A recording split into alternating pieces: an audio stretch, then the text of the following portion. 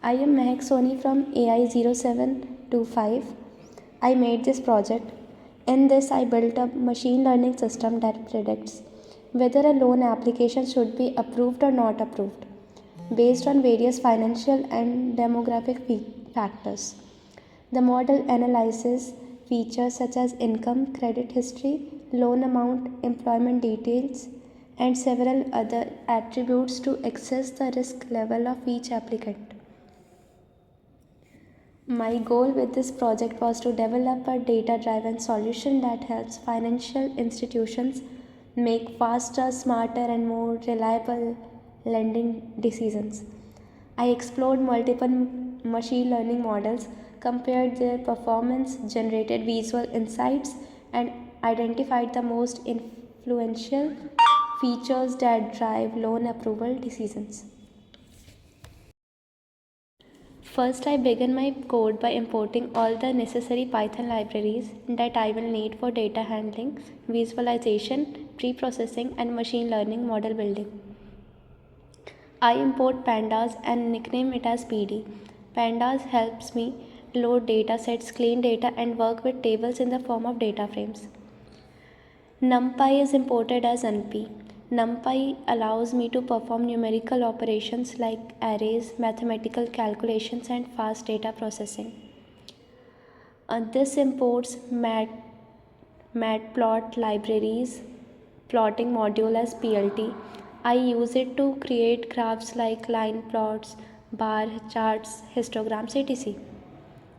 Seaborn is imported for creating advanced and beautiful visualizations like heat maps, pair plots, distribution plots, etc. It works on top of matplot library but provides better styling. Importing train, test, split, and cross validation. These two functions came from scikit-learn.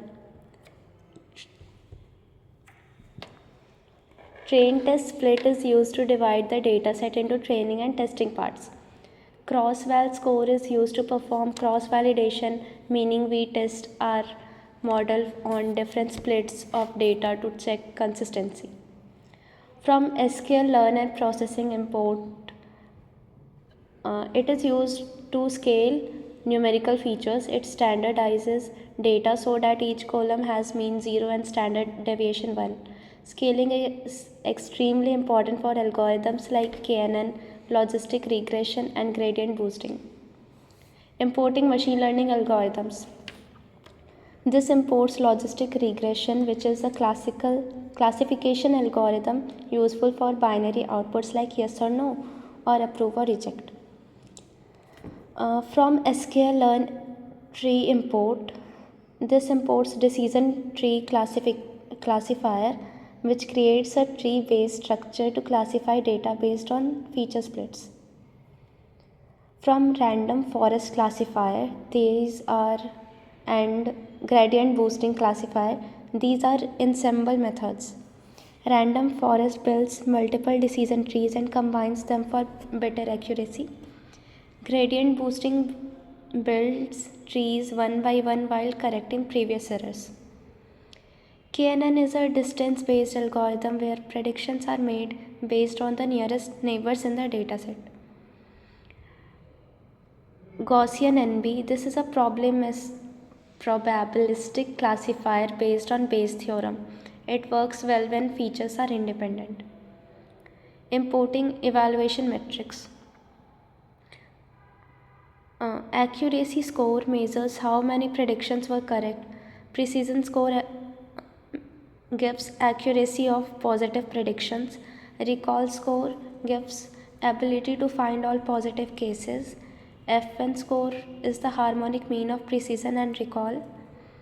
Confusion matrix give table showing TP, FP, FN, and TN. Classification report gives summary of precision, recall, FN score. These help me evaluate which algorithm performs best. Import warnings and warnings, filter warnings, ignore. I import the warnings module so that I can suppress unnecessary warnings, which hides all warnings that might clutter output. Setting visualization style. I set Seaborn's style to white grid, which gives a clean white background with grid lines useful for graphs. Matplot library inline. This is a Jupyter notebook command. It makes sure that all plots from Matplot library will appear directly inside the notebook. Final print statement. Print library is imported successfully. Finally, I print a message just to confirm that all libraries were imported without any errors. To summarize, in this initial chunk of code, I imported all the important libraries required for handling data, visualizing, pre-processing, building ML models, evaluating models, and splitting data and performing cross-validation. Then I set the visualization style and printed a message confirming the inputs. In this part of the code, I first load the full dataset using pandas. Then, because the full dataset may be large and training many ML models on it can be slow, I apply stratified sampling. This means I take 20% of the data from each class of the target variable, keeping the class distribution balanced. I do this using group by and sample. After sampling, I print the new shape of the dataset and display the first few rows to confirm everything loaded correctly. In this section of the code, I first check how many missing values exist in the dataset, because missing data can directly affect model performance. Next, I check the distribution of the target variable loan status label using value counts to see how many loans were approved and how many were not approved. Finally, I calculate the percentage distribution of both classes so I can confirm that the dataset is balanced after sampling. This step ensures that the machine learning models will train properly without class bias. In this part of the code, I separated the features and the target variable, performed an 80 to 20 train test split while preserving class balance using stratification, and then applied standard scaling so that all numeric features have a uniform scale. This ensures that the machine learning models will train smoothly and efficiently without being influenced by differences in feature ranges. In this part of the code, I defined 6 different machine learning classifiers. Then, using a loop, I trained each model on the scaled training data, made predictions, calculated probability outputs, and performed threefold cross validation.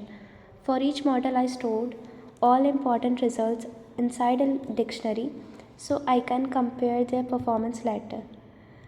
This approach avoids repetitive code and makes the entire model training process efficient and organized.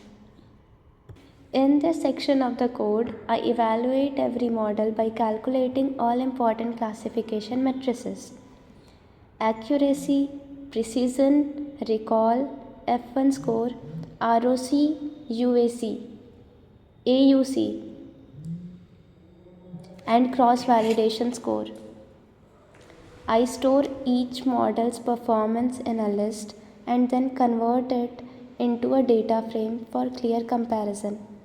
Finally, I sort the models by accuracy so I can clearly identify which algorithm performed best for the loan detection problem.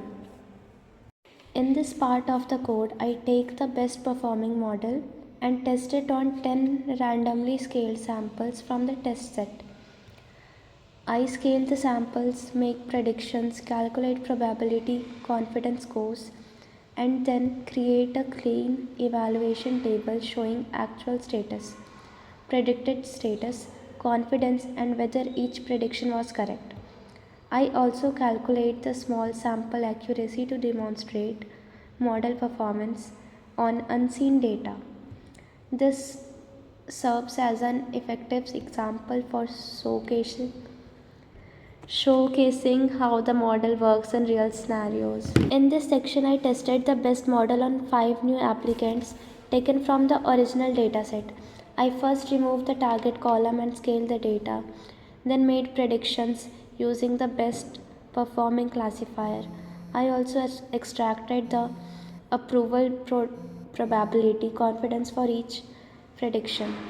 Finally, I created a results table that compares the actual loan status with the predicted status along with the confidence percentage. This demonstrates how the model performs on real applicant data and shows its practical usage. Summary of what this dashboard shows.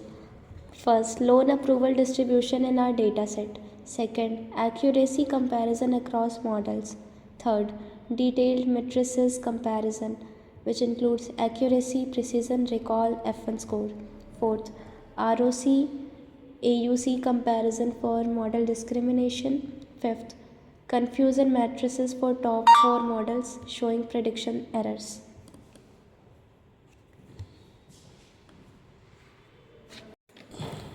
Purpose of feature importance analysis. First, helps understand which features drive loan approval predictions. Second, important for model interpretability, especially in finance where you need to justify decisions. Third, can guide features, engineering, or data collection efforts. Final summary acts as a comprehensive conclusion of our credit risk modeling workflow. Summarizes as dataset details, models trained, third, best model and its performance matrices, fourth, important features, fifth, saved visualizations. Makes it easy to review results without scrolling through the entire notebook.